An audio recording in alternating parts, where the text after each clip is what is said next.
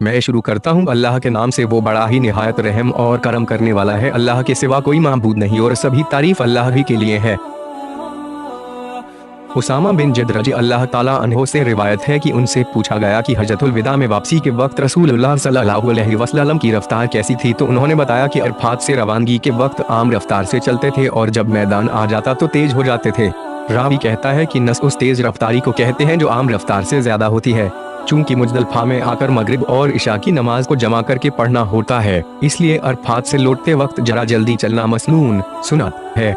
इब्ने अब्बास रज़ी अल्लाह ताला अन्हो से रिवायत है कि वे नबी सल्लल्लाहु अलैहि वसल्लम के साथ अरफा के दिन वापस हुए तो नबी सल्लल्लाहु अलैहि वसल्लम ने अपने पीछे शोरगुल और ऊँटों को मारने की आवाज़ सुनी तो आपने अपने घोड़े से उनकी तरफ इशारा किया और हुक्म दिया कि लोगों, सुकून कायम रखो, ऊँटों को दौड़ाने में कोई नेकी नहीं है।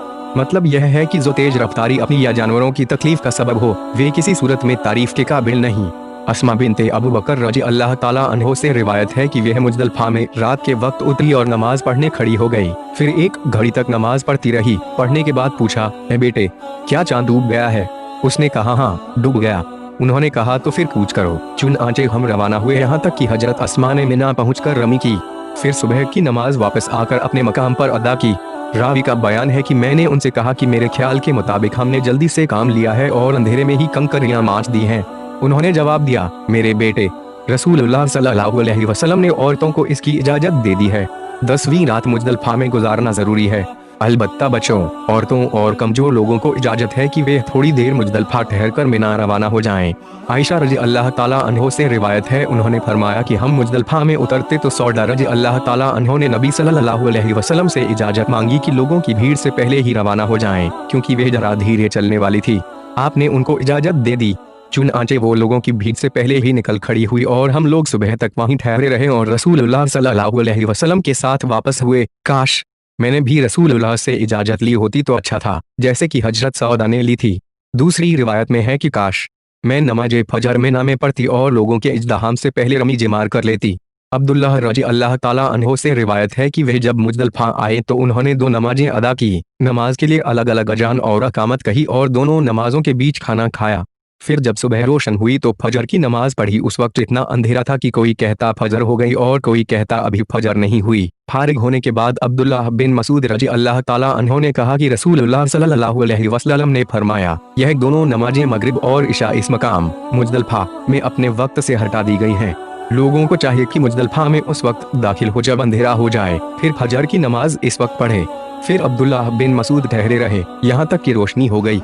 फिर कहने लगे, अगर अमीरुल मोमिनीन हजरत उस्मान रज़ी अल्लाह ताला अन्हो उस वक्त मिना की तरफ रवाना होते तो सुन्नत के मुताबिक अमल करते। रावी कहता है कि मुझे यह इल्म नहीं कि इब्ने मसूद रज़ी अल्लाह ताला अन्हो का यह कौल पहले हुआ या उस्मान रज़ी अल्लाह ताला अन्हो का कूच पहले हुआ। और इब्ने मसूद बराबर तलबिया कहते रहे यहाँ तक कि कुर्बानी के दिन जमरा अकबा को ककरियां मारी। इस हदीस से मालूम हुआ कि नमाजों को जमा करने वाला बीच में खाना वगैरह खा सकता है और कुछ आराम भी कर सकता है, क्योंकि उनके बीच इस कदर फासला पकड़ के काबिल नहीं है। उमर रज़ी अल्लाह ताला अन्हो से रिवायत है कि उन्होंने फजर की नमाज मुजदलफा में पढ़ी। फिर ठहरे रहे और फरमाने लगे कि मुशरिकीन सूरज निकलने के बाद यहाँ से कूच करते और सूरज निकलने के इंतजार में यह कहते, ऐ सबीर, सूरज तुझ पर जाहिर हो। लेकिन नबी सल्लल्लाहु अलैहि वसल्लम ने उनकी मुखालफत फरमाई। फिर उमर रज़ी अल्लाह ताला अन्हो ने सूरज निकलने से पहले वहाँ से कूच किया। सबीर मुजदलफा में एक बहुत बड़ा पहाड़ है जो अरफात को जाते वक्त दाईं तरफ और मिना जाते वक्त बाईं तरफ पड़ता है।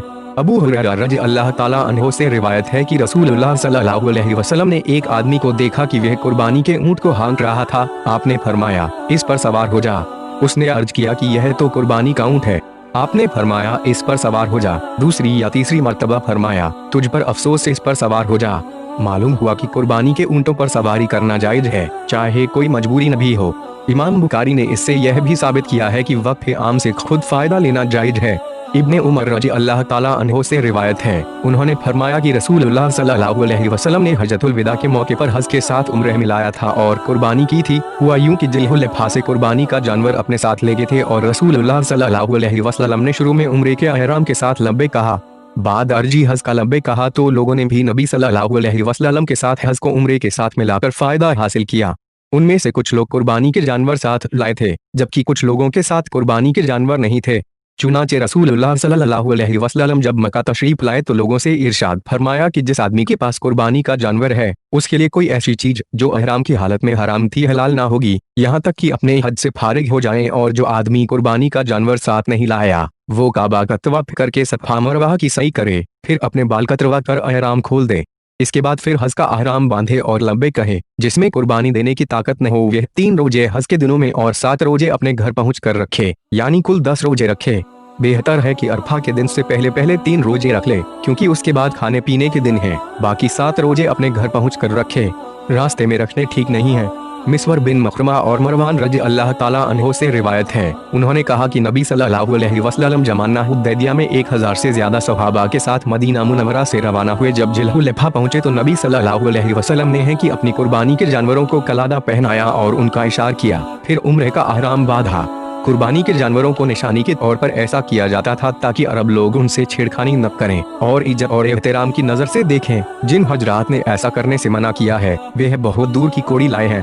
आयशा रजी से रिवायत है, उन्हें खबर पहुंची कि इब्ने अब्बास रजी अल्लाह ताला अन्हो कहते हैं कि जो काबा में कुर्बानी का जानवर भेजे तो उस पर वह तमाम चीजें हराम हो जाती हैं जो हज करने वाले पर होती है, यहाँ तक कि वह कुर्बानी ज़िबह कर दी जाए। आयशा रजी अल्लाह ताला अन्हो ने फरमाया कि जो इब्ने अब्बास कहते हैं वह सही नहीं है। मैंने रसूलुल्लाह सल्लल्लाहु अलैहि वसल्लम की हदी कुर्बानी के कलादे खुद अपने हाथ से बनाए, फिर रसूलुल्लाह सल्लल्लाहु अलैहि वसल्लम ने अपने हाथों से उन कलादों को पहनाया और मेरे वालिद के साथ उन्हें रवाना किया गया। मगर कोई चीज जो अल्लाह ने रसूलुल्लाह सल्लल्लाहु अलैहि वसल्लम के लिए हलाल फरमाई थी वह आप पर जानवरों की कुर्बानी तक हराम नहीं हुई। हजरत इब्ने अब्बास के मुख्य की बुनियाद महज कयास था, जिसे हजरत आयशा ने रसूलुल्लाह सल्लल्लाहु अलैहि वसल्लम के अमल से रद्द कर दिया। लोगों ने भी हजरत आयशा के मुख्य से इत्तेफाक किया और हजरत इब्ने अब्बास के फतवे को छोड़ दिया। आयशा रजी अल्लाह ताला अन्हो से ही एक रिवायत है कि एक बार नबी सल्लल्लाहु अलैहि वसल्लम ने कुछ बकरियां कुर्बानी के और रवाना की और उन्हीं की एक दूसरी रिवायत में है कि रसूलुल्लाह सल्लल्लाहु अलैहि वसल्लम ने बकरियों को कलादा पहनाया और अपने घर में बगैर अहराम के रहे थे। निशानी के तौर पर कुर्बानी की बकरियां को हार पहनाना जायज है, लेकिन उनका इशार करना बिला इत्तेफाक ठीक नहीं है, क्योंकि वे इसकी मुतहमिल नहीं है। नीज बालों की ज्यादती की वजह से इशार जाहिर भी नहीं होता। आयशा रजी अल्लाह ताला अन्हो से ही रिवायत है, उन्होंने फरमाया कि मैंने कुर्बानी की बकरियों के कलादे उस ऊन से बनाए जो मेरे पास मौजूद थी। कुछ लोगों का ख्याल है कि कुर्बानी के हार वगैरह जमीनी पैदावार कपास वगैरह से बनाए जाए। हजरत आयशा ने उनका रद्द किया कि उन और रेशम वगैरह से बनाए जा सकते हैं। अली रजी अल्लाह ताला अन्हो से रिवायत है, उन्होंने कहा कि मुझे रसूलुल्लाह सल्लल्लाहु अलैहि वसल्लम ने यह हुक्म दिया था कि जो ऊंट कुर्बानी के तौर पर ज़िब्ह किए हैं उनकी झूलें और खालें सदका कर दो। इस हदीस में इख्तिसार है। हकीकत यह है कि हज्जतुल विदा के मौके पर रसूलुल्लाह सल्लल्लाहु अलैहि वसल्लम ने कुर्बानी के तौर पर 100 ऊंट ज़िब्ह किए। हजरत अली को उनका गोश्त, खालें और झूले बांटने का हुक्म दिया। आयशा रजी अल्लाह ताला अन्हो की एक रिवायत है कि हम जिलकदा को रसूलुल्लाह सल्लल्लाहु अलैहि वसल्लम के साथ मदीना से रवाना हुए पहले गुजर चुकी है। इसमें इतना है कि कुर्बानी के दिन हमारे सामने गोश्त लाया गया तो मैंने पूछा कि यह गोश्त कैसा है। लाने वाले ने कहा, रसूलुल्लाह सल्लल्लाहु अलैहि वसल्लम ने अपनी बीवियों की तरफ से कुर्बानी की है।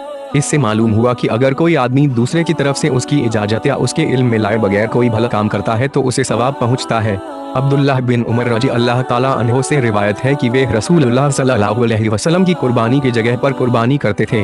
आपके नहर का मकाम जमरा अकबा के करीब मस्जिद खैफ के पास था, फिर भी मिना में हर जगह कुर्बानी की जा सकती है। अब्दुल्लाह बिन उमर रजी अल्लाह ताला अन्हो से रिवायत है कि उन्होंने एक आदमी को देखा जो कुर्बानी के ऊंट बैठाकर ज़िब्ह कर रहा था, तो उन्होंने फरमाया कि इसे उठा और एक पांव बांधकर खड़ा करके ज़िब्ह कर। यह पाबंदी सुन्नत मुहम्मदिया है। इससे मालूम हुआ कि सुन्नत के खिलाफ काम होता देखकर खामोश नहीं रहना चाहिए, बल्कि सुन्नत की वजाहत जरूरी है। अली रजी अल्लाह ताला अन्हो से रिवायत है कि उन्होंने कहा कि मुझे नबी सल्लल्लाहु अलैहि वसल्लम ने हुक्म दिया था कि मैं कुर्बानी के ऊंट की निगरानी करूं और कसाब को उनकी कोई चीज बतौर उजरत न दूं। कसाई को मेहनताने के तौर पर खाल वगैरह नहीं देना चाहिए, बल्कि उसे अपनी तरफ से मुआवजा दिया जाए। फिर भी खैरात के तौर पर गोश्त वगैरह देने में कोई हर्ज नहीं है। जाबिर बिन अब्दुल्लाह रजी अल्लाह ताला अन्हो से रिवायत है, उन्होंने फरमाया कि हम अपनी कुर्बानी का गोश्त मिना में 3 दिन से ज्यादा न खाते थे, लेकिन नबी सल्लल्लाहु अलैहि वसल्लम ने हमें इजाजत देते हुए फरमाया कि खाओ और जादे राह के तौर पर साथ भी ले जाओ।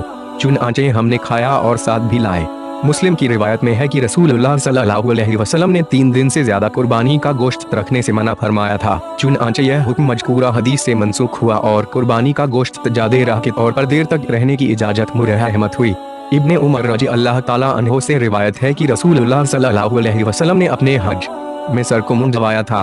हदीस से मालूम हुआ कि सर मुंडवाना कतरवाने से अफजल है, लेकिन औरतों के लिए सर मुंडवाना जायज नहीं, वे अपनी चुटिया के थोड़े बाल ले।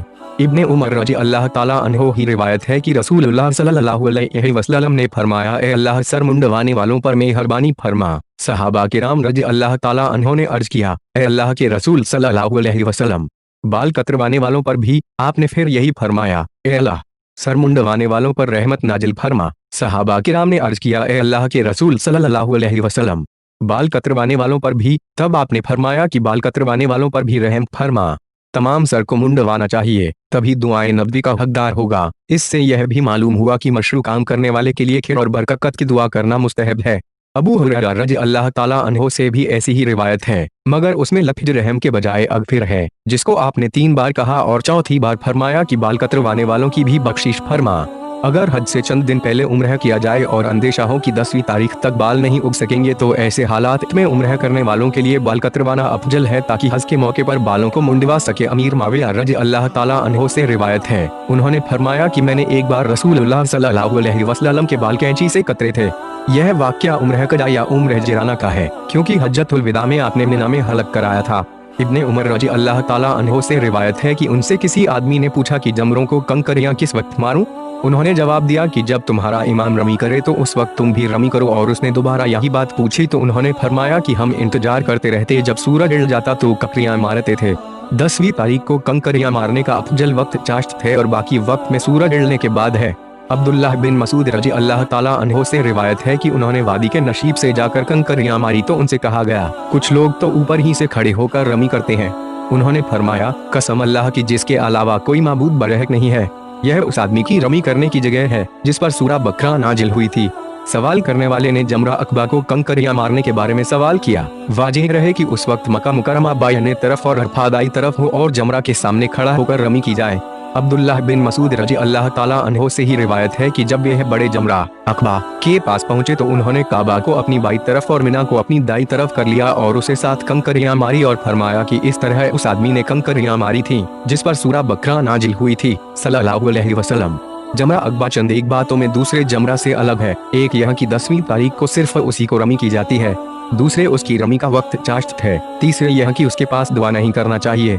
इब्ने उमर रजी अल्लाह ताला अन्हो से रिवायत है कि वे मस्जिद खैफ के करीब वाले जमरे को 7 ककरियां मारते और हर कंकरी के बाद तकबीर अल्लाहु अकबर कहते थे। फिर आगे बढ़ते और नरम जमीन पर पहुंचकर किबला रुख खड़े हो जाते और देर तक हाथ उठाकर दुआ करते। फिर बीच वाले जमरे को ककरियां मारते, उसके बाद बाई तरफ नरम और हमवार समतल जमीन पर चले जाते और किबला रुख खड़े होकर देर तक हाथ उठाकर दुआ करते रहते और यूं देर तक खड़े रहते। फिर वादी के नशीब से जमरा अकबा को रमी करते और उसके पास न ठहरते और वापस आ जाते और फरमाते कि मैंने नबी सल्लल्लाहु अलैहि वसल्लम को ऐसा करते देखा है। कुछ रिवायत में है कि हजरत इब्ने उमर सूर बकरा पढ़ने की मिकदार वहां खड़े निहायत खुशी से दुआ करते रहते। इससे यह भी मालूम हुआ कि कंकरियां एक बार ही न फेंक दी जाएं, बल्कि एक एक कंकरी मारी जाए। इब्ने अब्बास रजी अल्लाह ताला अन्हो से रिवायत, उन्होंने फरमाया कि लोगों को हुक्म दिया गया कि उनका आखिरी वक्त बैतुल्लाह के पास हो, यानी तवाफ़े विदा करें, मगर हज वाली औरतों को यह तवाफ माफ है। तवाफ़े विदा का दूसरा नाम तवाफ़े सदर भी है और यह भी जरूरी है। नीज यह भी मालूम हुआ कि सहते तवाफ के लिए पाक होना जरूरी है। अनस रजी अल्लाह ताला अन्हो से रिवायत है कि नबी सल्लल्लाहु अलैहि वसल्लम ने वादी मुहस्सब में जोहर, असर, मगरिब और इशा की नमाज पढ़ी, उसके बाद थोड़ी देर नींद ली, फिर सवार होकर बैतुल्लाह गए और तवाफ किया। वादी मुहस्सब मक्का और मिना के बीच एक खुला मैदानी इलाका है, उसे अब तहबतहा और खेफ बनी के नाना भी कहते हैं। इब्ने अब्बास रजी अल्लाह ताला अन्हो से रिवायत है, उन्होंने फरमाया कि हाजा माहवारी वाली औरत को तवाफ के बाद मक्का से जाने की इजाजत है। रावी का बयान है कि मैंने इब्ने उमर रजी अल्लाह ताला अन्हो को यह कहते सुना है कि इजाजत नहीं है, लेकिन बाद में उनसे सुना कि नबी सल्लल्लाहु अलैहि वसल्लम ने हाजा को रुखसत इजाजत दी है। हजरत उमर इब्ने उमर और जब बिन साबित रजी अल्लाह ताला अन्हो का यह मानना था कि हाजा के लिए भी तवाफ़े विदा करना जरूरी है, लेकिन हजरत जेद और इब्ने उमर ने इस मुकीफ से रुजू कर लिया था। अलबत्ता हजरत उमर का रुजू साबित नहीं, उनका यह मुकीफ इस हदीस के खिलाफ है, उनको इस हदीस का इल्म न था। इब्ने अब्बास रजी अल्लाह ताला अन्हो से उन्होंने फरमाया कि वादी मुहस्सब में ठहरना कोई इबादत नहीं है, वो सिर्फ एक जगह है जहाँ रसूलुल्लाह सल्लल्लाहु अलैहि वसल्लम यूं ही ठहरे थे। मतलब यह है कि वादी मुहस्सब में ठहरना अरकाने हज से नहीं है, बल्कि रसूलुल्लाह सल्लल्लाहु अलैहि वसल्लम इस ख्याल से वहाँ ठहरे कि वहाँ से मदीना को रवानगी आसान होगी। चूंकि आपने वहाँ क़याम फरमाया, इसलिए उसका एहतिमाम मुस्तहब है। आपके बाद शेखैन अबू बकर उमर फारूक रजी अल्लाह ताला अन्हो भी वहां ठहरे। इब्ने उमर रजी अल्लाह ताला अन्हो से रिवायत है कि जब वे मक्का जाते तो जितुआ में पड़ाव करते, रात वहीं बसर करते। सुबह होती तो मक्का में दाखिल होते और जब मक्का से वापस होते तो भी जितुआ में रात गुजारते। सुबह तक वहीं रहते और जिक्र करते थे कि नबी सल्लल्लाहु अलैहि वसल्लम भी ऐसा करते थे। इमाम बुखारी ने इस हदीस पर यूं उन्वान कायम किया है, मक्का लौटते वक्त भी जितुआ में पड़ाव करना साहब तजरीद के उन्वान के तहत इमाम बुखारी जो हदीस लाते हैं, इसमें यह खुलासा मौजूद है कि रसूलुल्लाह सल्लल्लाहु अलैहि वसल्लम हज या उम्र से लौटकर मदीना आते तो अपनी ऊंटनी को उस मैदान बत्तहा में बिठाते जो जिलहुलैफा में है।